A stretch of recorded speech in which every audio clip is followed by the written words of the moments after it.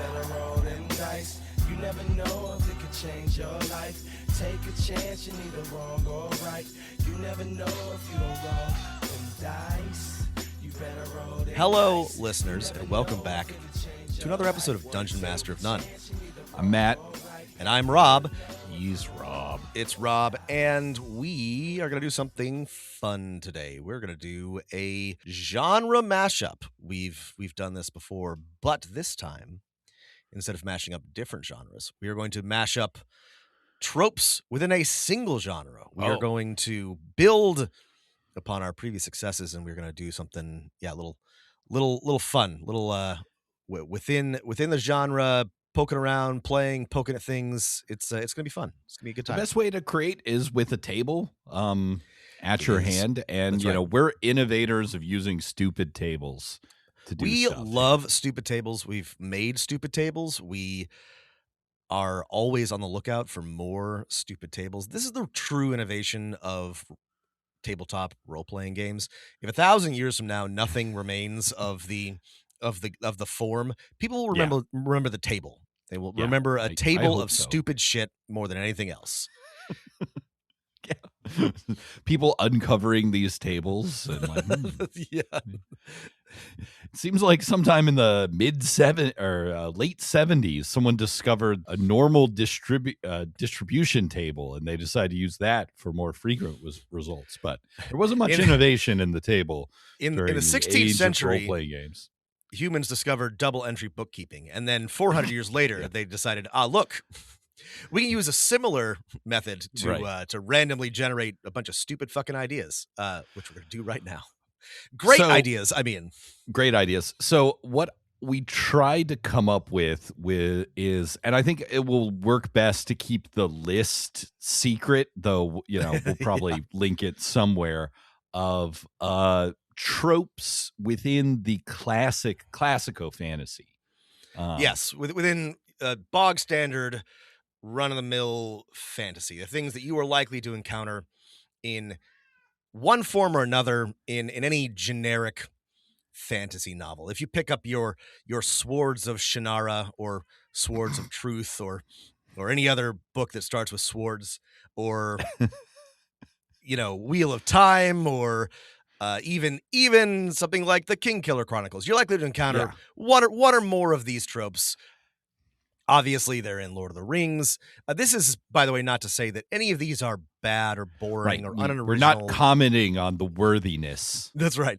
Tropes are tropes. Some are good, some are bad. Tropes are really they're neutral. They're a little bit like technology, Matt. It's really about how you use them. It's not. It doesn't have inherent moral valence, right? It is how it's employed by the writer. It's not the size of the table, it's the motion of the die roll, Rob. That's exactly correct. It's how you use it.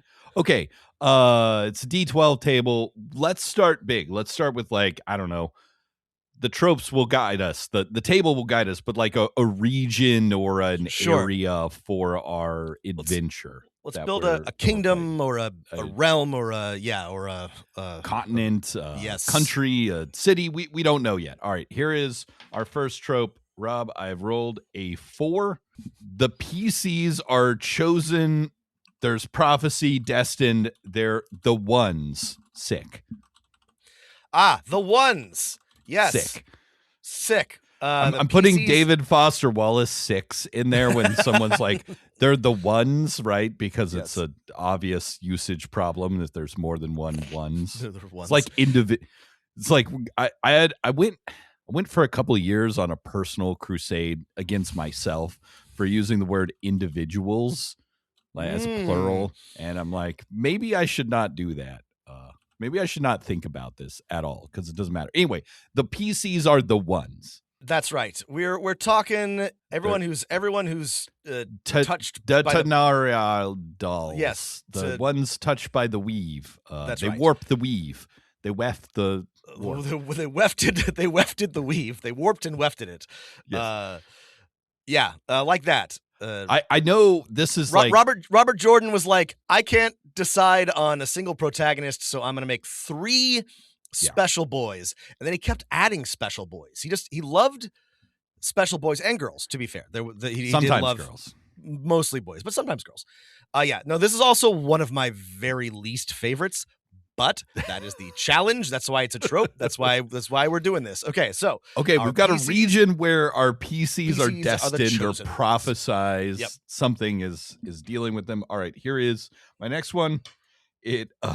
12. Of course, it's a giant floating island. It's a giant floating island. All right. Okay. This is good. We can work with this. All right. I love like, gosh, I feel like about a decade ago, a million custom campaign settings or maybe like actual plays came out where it's like, well, this world is actually shattered floating islands and people have like ships. That's great. It's fine. We've seen it a million times. It's a trope, but I love it. I was imagining we'd roll 3, but what are your ideas so far? We can do 3. Let's roll 3. Okay. 3 is great. No, I love this. I mean, currently this gives us not a lot to work with, but that's also in and of itself a benefit. Knowing that there's a floating island, it's a big floating continent, tells us a little bit more about the this is still generic fantasy, but it's generic fantasy with a twist. Maybe there's maybe they go about on boats propelled by the air and driven by wind sorcerers, or maybe everybody can fly, or maybe there are awful bird creatures that stalk the sky. It gives us a little bit of flavor. Let's find out what else the table gives us. Let's find out. The reason, by the way, everyone was into those floating mountains is because like all of our great mythic tales that have mapped onto our psyche, Hero of the Thousand Faces style, good old Joe Cameron's Avatar included the Hallelujah Mountains propelled into the air by the unobtainium effect. And everyone sort of forgot that they saw those, but subconsciously they were like, man, floating islands are fucking sick. And I forgot they were called the Hallelujah Mountains. I had to look it up. I'm not sure they say that in the movie, by the way. The last roll I got here is an 8. Actually, man is the greatest monster of all. Yes. Okay. Now I got something to work with. This is good. All right. Actually, turns out it's man. Okay. Turns out it's man. Okay. I got this. We want a region that incorporates these tropes. The PCs are the ones, capitalize. Of course, it's a giant floating island. And actually, man is the greatest monster of all. So here's what I'm thinking. And tell me if you're going in a different direction with this. But it's a giant floating island. The natives of the giant floating island, giant island continent, whatever, floating continent, are bird people or avian types who have been oppressed, subjugated, conquered by humans who invaded from somewhere else, from another world, from a different set of floating islands. We can decide on that later. And our PCs have been prophesied to free or liberate or redeem these subjugated avian natives. I like this in that you can put, a 6x6 hex wide island that floats into your campaign area. And yeah, I don't feel like Kinku are especially prophecy driven. It could also be like winged elves make this place the home, the Eravandrel. Let's call them winged elves, because that's more, I think, generic. That would be easier to fit into more fantasy campaigns, I think. Sure. So let's call them winged elves. If you wanted to like modify this, they could be fallen angels or alien creatures that are angel-like, like in Pandora's Star. Humans with wings. Humans with wings, but let's call them winged elves. I like that. They're like the Avandariel. Yeah, they've got their own, society on this group of archipelago of floating islands or one big floating island that they've evolved or magicked themselves into living on. And I like our first and last trope. The PCs are the chosen one, and actually man is the greatest monster of them all. So like humans have, come with their flying ships or their teleportation magic or something. and are oppressing our. Maybe they rode winged dragons. elves. I mean, that's rode two dragons. Game of Thrones. But they rode just fourth wing it. They rode griffins, totally different than dragons. I love that. That's perfect. They rode griffins. The Griffin Rider Knights. Okay. And they've built their castles of stone, which of course elves don't build in stone. They build in. Well, why would they? Elf flesh. They build in wood. That's right. And now the two last tropes are great because if you want to be a real dick about it, and I often do as a GM, so do I. you could make the prophecy ambiguous. You could even include something about man is the monster, and if the players are not elves, right? The original prophecy translation could just be not elves are like the greatest monster, but maybe they were also free us, like one of those, like, oh, if the PCs drive off the invaders, is this fulfilling a prophecy where something bad happens, like the island collapses, or is it just fulfilling the prophecy where the elves are freed? Like prophecy is, I like my prophecies to be kind of a dick. They need to be ambiguous. I like this. Maybe it can be there's like a rebellion of Ariel, and the prophecy is unclear. Either the PCs will help them rise up and throw off their shackles, or they will defeat them once and for all, and put an end to the Ariel menace. And it can be read either way.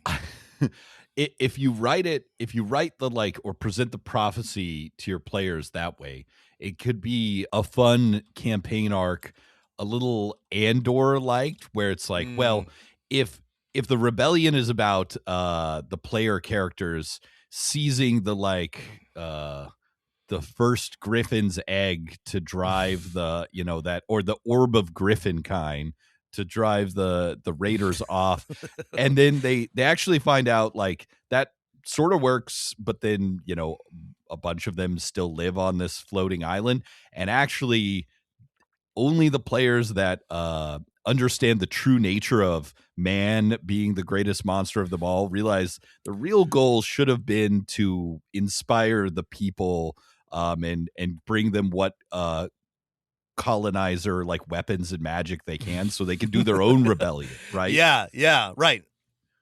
Just like Avatar. Maybe they're extracting. Wait, no, this is getting into one of my other tropes, but they've got full foliated calcite in the islands that they need. Like that. And I think you should just make the flying elves French, right? For no reason. They're space French. They're wearing berets. They're That's perfect. Yeah. Yoda is a good Jedi. Space French or floating island French. Space flying elves. Yes, you barbarians from Coruscant, you drink blue milk raw. We make it into fine cheese. I love this. I don't think enough people threw into that gave show. Andor credit for making a planet of French, a French planet. Like it's not just a French planet. They have cafes. They have Art Deco. They have berets. They have fashion. Wait a second. Yeah. Honestly, it was brilliant. It was fucking genius. Very sad. Okay. Do we want to world build a little, add some more details here to either the prophecy or the floating island and what's cool about it? Flesh these tropes out. Sure. Let's spitball a little bit. I mean, this is also not original, but let's say our invading Griffin Rider human knights came from another floating continent that crashed or blew up or sank. They blew their first home up. Yeah. Of course they did. That's why they're invading, and that's why they're evil. That's why they're the true monster. Right. I'm not going anywhere with this, but let's say that everything is floating over a cloud bank and nobody has ever descended into the depths. Nobody knows what's below the floating islands. I'm imagining the floating islands though being somewhere where I can just throw it into my campaign. Okay. But I love putting leave that some out. like Leave that out. weird clouds hanging underneath the bottom side of the island that no one's ever been to. Weird clouds. Maybe other people in the world see it usually as just a bank of clouds flying over, and that's why most people don't know about this land of the winged elves. That's a good idea, and that's usable. That means that from below it just looks like a cloud, but if you know, right. And then maybe these like winged elves. Well, first off, they magic evolved wings compared to regular elves, right? So they're kind of like a island. I forget what that's called, like speciation, island dwarfism. They've got special traits because they live on an island, but they also have a special cultural trait. To bring one of our other tropes back, is they've abandoned all the other gods except for the elven god of destiny and prophecy, and maybe that's why it's one of the like cultural institutions they have that has prevented those elves who are rebel, like freedom minded. They're having trouble dealing with the elf religion that's saying, hey, we actually you shouldn't rebel. We need to wait for the destined ones. They're heavy. They're heavy into divination. So reading. Let's say I like tea leaves. Let's just say it's tea leaves, but it could be sticks or bones or haruspexy or something. But like let's call it. I like that they have a bunch of tea on their floating island. Yeah, of course they do. Sure. They grow it. They grow it on the terraces on the edges of the floating islands. You know, it's all very dramatic. Yeah. But yeah, they worship a single elven god of prophecy, and everybody's doing divination all the time to figure out what's going on. Okay. I like this. Do we want to go further? We want to do some more table rolling, but do we want to go further and suggest like a couple encounter sites for this region, or get on to the next no genre trope table? We mentioned region, so let's outline like maybe 3, let's just call them landmarks for the region. Yeah, I think cool. One has to be a big stupid stone fortress for our Griffin Knights. Right. Yes, Stoneclaw Tower. Stoneclaw Tower, perfect. The giant stupid castle that is very impenetrable at first. That represents all of the oppression of our Griffin Knights on this land. Great. And then let's see. I think there might be some heart of the island with that is through a big dungeon network in the like geographic mass center of the island that maybe has something to do with prophecy, maybe magic, maybe something else. I wrote big, don't go down crystal. There. We don't have to do anything. I'm just imagining like a big crystal at the heart of the island. You're infringing on another trope, Rob. No, sorry. You're right. Sorry, I'm getting ahead of myself. Big holy site. Surrounded by a little bit of dungeon. If you want some dungeon, I like the idea of it there being like a dungeon crawl to the heart of the island where there's something important. And then I would add, since you mentioned the tea, what about an area of like the tea pickers terrace, where this is where the young elves are forced to work and are ready for hey, give me a steel sword and I will absolutely murder these Griffin riders if I can convince our elders that this is a good idea. I was imagining the same thing. I like the idea of the terraces overlooking the clouds, or literally like a drop down to the surface, and that's where they pick their tea. And the workers there who are gathering tea for our Griffin Rider Knights are ready to rise up. If just someone is there to lead them. All right. Do we got nothing's coming to mind for me but a name for this cool floating island that maybe evokes some prophecy, destiny thing. How about Sky Seer Rock? All right. Yeah, that's what the knights call it. Yeah. Okay. The Avariel have a more interesting name for it. We'll come up with eventually. Okay, we are we made a stupid table. Let's return to it. We've got like an interesting thing to put a region in our world.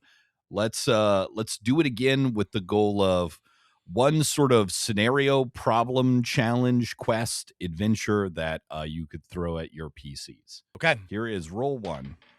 5. Oh, my least favorite one. Multiverse Hopscotch. Okay. So there's alternate versions. There's a multiverse. There's a different reality that the players might go into or out of. Multiverse Hopscotch.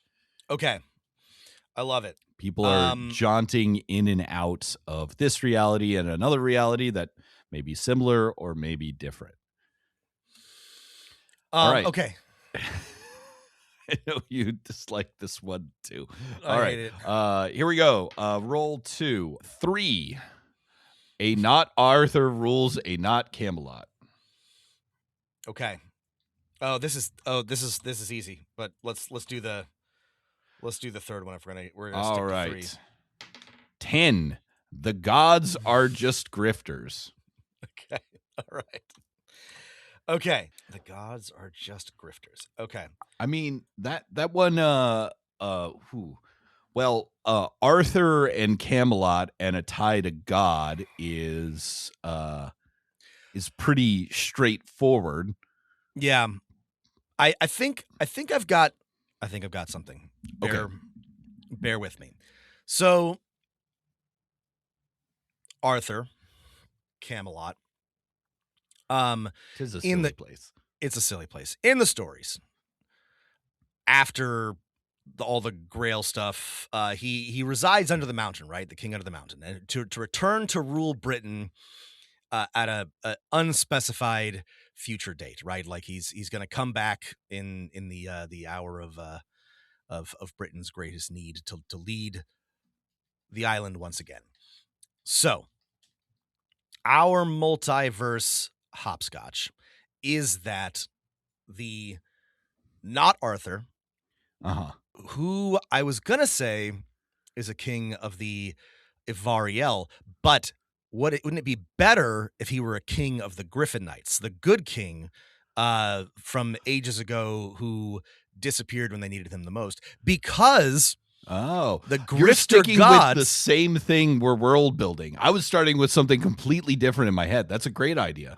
Oh, sorry. I thought we were just gonna build. I thought we were gonna like build on top of our previous. No, that makes way more sense. Why not? This is the challenge. We're gonna build on top of our existing multiverse hopscotch. Not Arthur rules a Not-Camelot. Gods are grifters. Like I was immediately thinking, if you have a fantasy RPG, have some people show up from a world that is exactly like yours, except everyone's a stupid knight.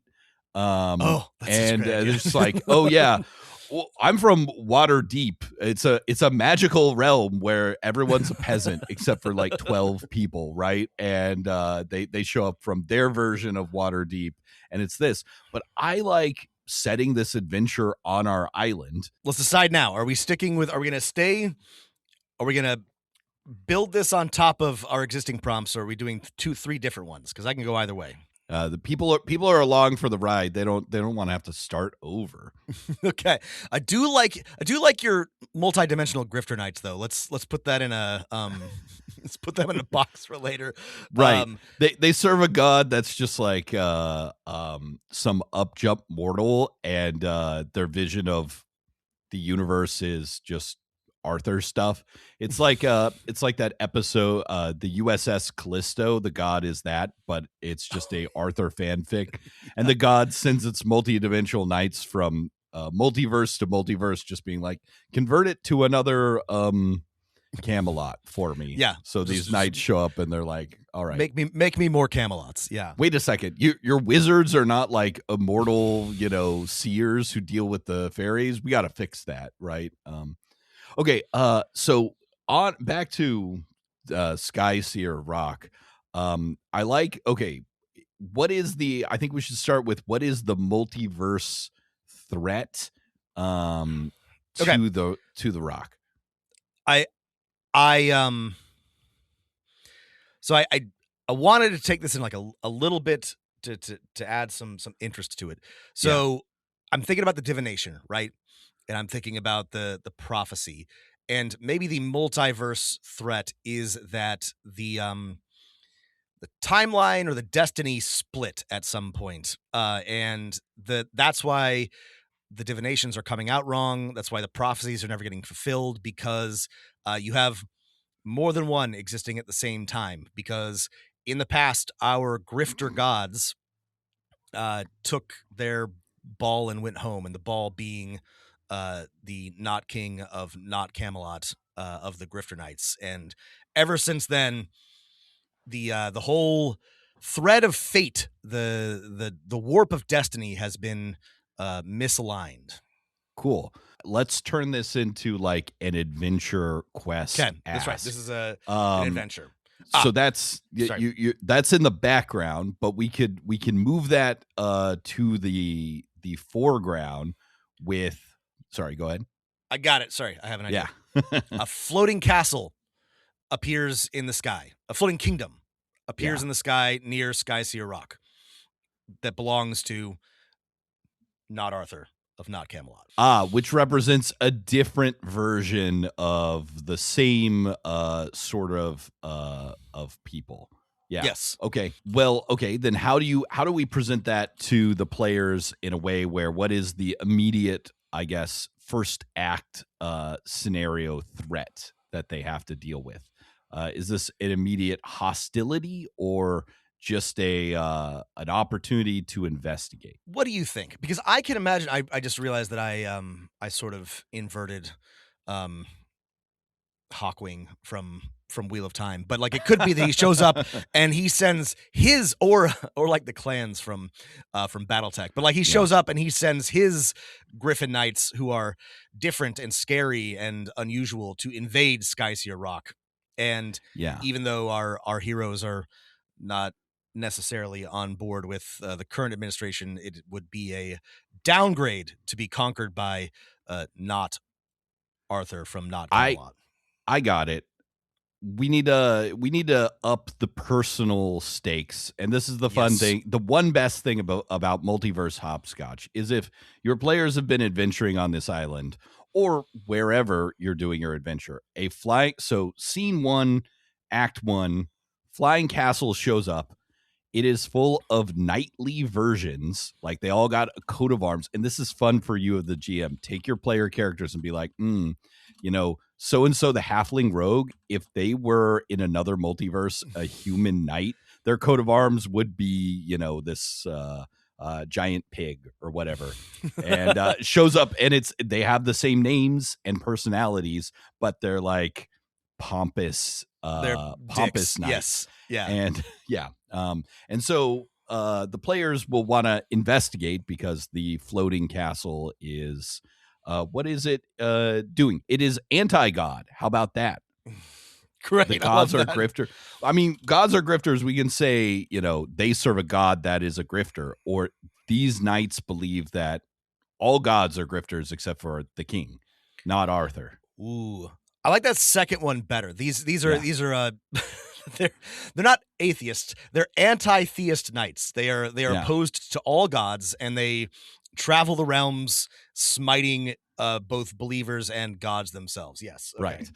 And because the main batch of knights is take all your PCs and any of your favorite NPCs and hirelings and make them an NPC knight that doesn't maybe even believe in the that they're connected at all, but it's so clearly them.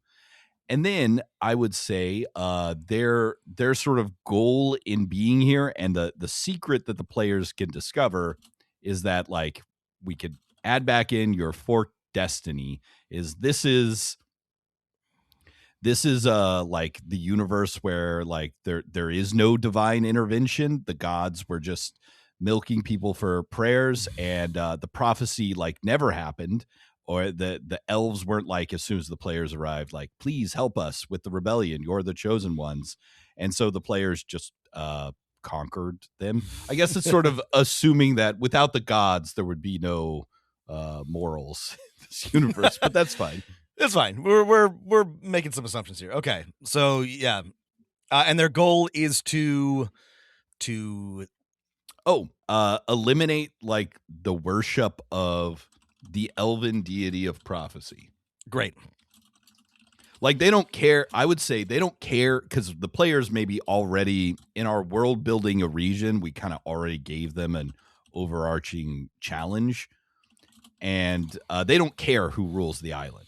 They don't care if the evil knights of Stoneclaw Tower rule it or the elves establish self-rule. They just want to make people stop worshiping the gods. Got it. So the adventure that we have here, the scenario is basically, I'm imagining like a mega dungeon. You've got a big floating mega dungeon. The players have to find a way to infiltrate, and we can keep this simple. Find and kill evil Arthur Pendragon of his floating Camelot. Yeah.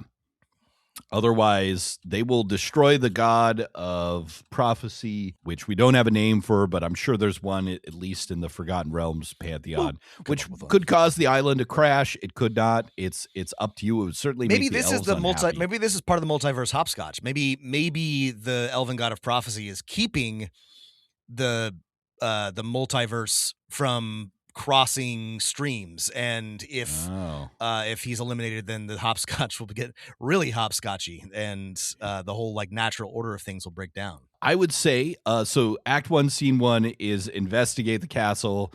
The players immediately find out they're multiverse doppelgangers, and then they might be. I would play it where they're like a little bit coy, like, hey, we're travelers, we've come to bring knightly virtue to everyone across the realm, but players can either investigate like their castle or convince them to tell them their plans, and their plans are destroy the holy site at the bottom of the dungeon. So the players might have to stop that. I love it. A good adventurer should have like an extra complication, because this is all pretty like what way do we want to like up this or not? Does the actual king show up? Let's add another multiverse hopscotch to it. Let's say that there's a third faction from a third world that is at odds with both the players and with evil Camelot, that they want something. Maybe they're like really weird and alien and inscrutable, and they've taken over a part of this floating island castle. Ooh. If you're willing to concede in your own world building that they're like infinite versions of your campaign's material world, maybe the highly religious elves of this land are like the easiest people in the world to convert to worshipers. And as we know, per some iterations of D&D, once you reach enough worshipers, you can become a god. So they realize that instead of like spreading their faith on a single world, it's easiest to just go to version after version of Skyseer Island, convert whatever creatures happen to be living there, and then eventually they'll become gods, and they've got some divine powers already. Is the people on this second floating castle also versions of the player characters that are trying to become gods? Yeah. Okay, why not? That's perfect. Yeah. The third faction is it's the PCs, but they're all like little god kings, and they have a bunch of weird underlings from all corners of the multiverse, Thrykeen and stuff like that, to really like weird it up if they want to. And they're just throwing a wrench in the works. Great. And I would say that only like, the PCs are, at least for a while, are the only ones to be able to have realized that both of these castles are there. There's an easy setup to Yojimbo it if they want to. Yeah. Or they could just confront both of them. Or this is one of those things where I can see a player character dying to their evil doppelganger, or quote unquote evil doppelganger, being like, "Can I play this version of yeah, my can I character?" be this guy instead? Yeah. Okay. That brings in all three of our tropes in one way or another. Okay. That's a good adventure. Great. That's something to do while the players are doing this larger quest about prophecy and destiny. All right. Let's try. Here's prompt 3, which is I've made this very difficult for us. So maybe we only want to roll once on the table for our final prompt. Or okay, well, prompt 3 is let's outline a villain, a faction, or a creature type. And let's try and combine. We can roll 3 times again. Okay, so first trope is ancient magical Rome that is now gone. So we love an ancient magical Rome that is now gone. We need a guy. Let's see. The second is it's my least favorite / also most loved trope: metal, elemental, color-based powers or magic. Boo. Okay. All right. And then listeners, sorry. Magic is not science. The more methodical you make your quote-unquote magic system, the more deranged you are. This is the behavior of a lunatic. I like it. All right. Well, I recognize this as a trope. And then finally, last, the orange-blue alignment axis, which is like you have the name for your morality is beyond that of comprehension. Yes, morality is beyond your comprehension. Which is a lucky one to roll for us on creating a faction or a villain. Okay. This is great. Okay. So I'm imagining a secret society of wizards and or sorcerers, magic users of some kind, and they've got a science-y magic system. Mm-hmm. And what they want is completely inscrutable. We have no idea what their motivations make no sense to us. Yeah. And they're from this ancient magical Rome, right? They're a remnant, like the Catholic Church of a long gone society. All right. This faction stinks of popery. So we can build a faction. We can also just build a single person. Now are we building this within the same little region that we're building our other things? We might as well. Yeah. Okay. I like the idea that we can an extra faction to give some more flavor here. My first thought, building on what you said, is like there's an order of like wizard knights that view things as science. They could be within the Griffin Riders. This is a secret society within the Griffin Riders. I like that. A sub-faction could be a single like wizard, right? That's just like wandering around this island, who's an interesting person / antagonist for the players to meet. But I think secret society is better. Which of their are their powers based on colors, elements, or metals? How about metals, and they can all have a different suit of armor for their things? There's the Copper Knight and the Cobalt Knight, because we're setting this in a sky island where presumably there is not a lot of like metal or stone. So that makes this even more interesting. Where does the Copper Knight? Where did he get his? Like, there's no copper on Skyseer Island. Where did the Copper Knight get his suit of armor? Or like, where is the Steel Knights? Where is his forge? I like that. I like an order of metal based knights with a distinct set of armor, and that goes back ages.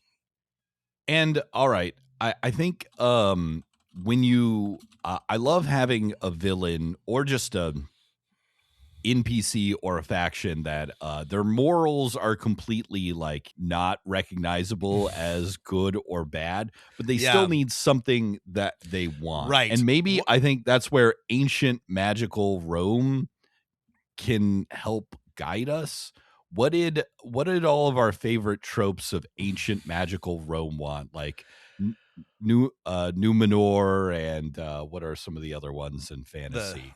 The one from Dragonlance, the one from every other book, the Elderlings from the Robin Hobb books. I mean, they're all Rome, right? So they're all very invested in order and building cool buildings. Okay, that's cool. How about like the Knights Templar could also guide us? They're sort of quasi like harkening back to Rome. But they, what they want is it's hard to make them like archaeologists or like preservers, because we've established that this is a weird colonized island. Right. What were Romans really into? Engineering, philosophy, poetry, acquisition of wealth and land. I mean, they did like some. They mostly like stole their poetry and literature from the Greeks, but like they were kind of into it. I like. Okay, hang on. I've got something here. The metal thing, right? They're craftspeople. They are very protective of the knowledge about making and shaping stone, wood, metal, and they have sort of the society of makers, and their morality is like there is no good or evil. Hurting a person is good. Your only like thing is like, what have you made? What have you left behind? Have you made? And some of them are completely, we would consider them evil, and they're just like, can you make a cool thing? They use some like craft. They view magic as a craft, and they use it to build. That's beautiful stuff.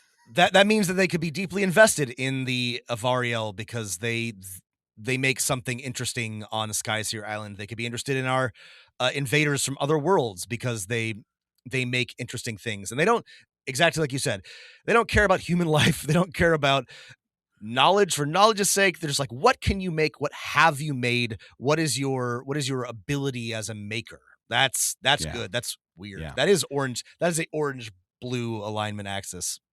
Right. The order of making, and maybe like the titles, you could go, I think, as apparent, like the Copper Knight isn't, these are like titles when you've made it to the top council of the order of the making. There maybe this knight isn't wearing copper armor, but they have some secret symbol that harkens back to whatever society the knights came from, which I guess is the not Rome. The not Rome, which something ancient. Yeah, the ancient civilization of the builders. Maybe they're a little sad about it, though. They're not concerned with being sad because no one remembers what this empire that they came from was even called. But they know they built things. Yes, they have some of them with them. And, they have, when the players confront some knights, they can easily find, like, if they kill them, on their bodies, the like secret symbols of this order, but only on some of them, and they will befriend. So you can scatter these NPCs throughout the rest of this island. They will befriend any players who can like actually make stuff or who have nice things, finely crafted things. They don't care if it's like a non-magical earring or anything. They care just as much about like a woven mat that's like beautifully done as they do about a magnificent castle wall. They appreciate craftsmanship, and it kind of makes them crazy a little bit. They're utterly undeterrable when trying to pursue and protect, acquire a new technique. Yeah, and I think you could let the players discover this faction through, if they have any negotiation with these Griffin Rider Knights. A member of the order will approach the players. If they're killing them, they'll discover some of the secrets on their bodies, and then what they want is like, you know, you could leave them, you know, I would imagine eventually just want to be in charge of the knights. Yeah. I mean, which could be good or bad, depending on what they ultimately have want. designs of taking control, because of course they do, because how else are they going to protect and acquire knowledge of crafting and protect the makers if they don't have ultimate control? It's a secret society. You know, they have designs on the, you know, knight commander spot or king of Stoneclaw Tower or whatever. But yeah, that might be good, it might be bad, it might be whatever. Yeah. And I always like making my secret societies, because most secret societies in real life are incredibly dorky. They're so fucking, they're so dorky. They're full of nerds. Handshakes, secret titles, which are the list of everything you've ever made. Rituals and elaborate back and forths. Yeah, no, give them a bunch of secret titles and signs and symbols and hidden places. Yeah, really into metallurgy. Very into metallurgy. Yeah. I like this too, because this is cool too, because we're now, you know, in our floating island, far removed from the world that created metals, right? You know, maybe metal is rare, and so they're especially sort of like weirdly archaic about their crafts and their metallurgies. Maybe they're the only ones who like break a rule I just made up, which is that the Griffin Knights, they can fly down to the mainland where the rest of the campaign has taken place, but they're not supposed to. But the Secret Society breaks it all the time, and so yes, they're constantly going down to, you know, get stuff. I like that. Yeah, they're one of a very small number of groups, people that have any contact with the surface, and it's secret. I like that. Well, we took a table of, I think, the most hack that we love and hate tropes, and by recombining them in a different way and at different scales, I think made a pretty interesting thing that would be a fun, like, 6 to 9 session adventure for your I think this is cool. I think there's a number of decent ideas here. We were suggested this by a listener in our last letters episode. This was fun. Thank you, Nick. We should do it again for science fiction, for horror. Oh yeah. We'll circle back around to this, but this was fun. These genres for more genres inside them. For those curious, the things we didn't roll were the Dark Lord in his Dark Tower ruling his Dark Land. My personal least favorite, as everyone knows, is magical research extraction, crystals, magic crystals, spice, etc. This is a corollary to my least favorite, which is magic is drugs. That is one of my least favorite tropes. Like a drug. It's like a drug. I mean, that's so great. We'll have to save that one for our urban fantasy one. Oh, yeah. That actually is a better urban fantasy. You know, your hard-boiled, like, werewolf detective meets a witch, and they're like, oh, magic to me is like, it's better than it's better. Cocaine, marijuana, and heroin all combined. I know at least 3 drugs. And the last we didn't use is, this land is cursed, which isn't particularly bad or good. It's just like, all right, fine. Yeah, there's always a cursed land, you know? Yeah. Okay.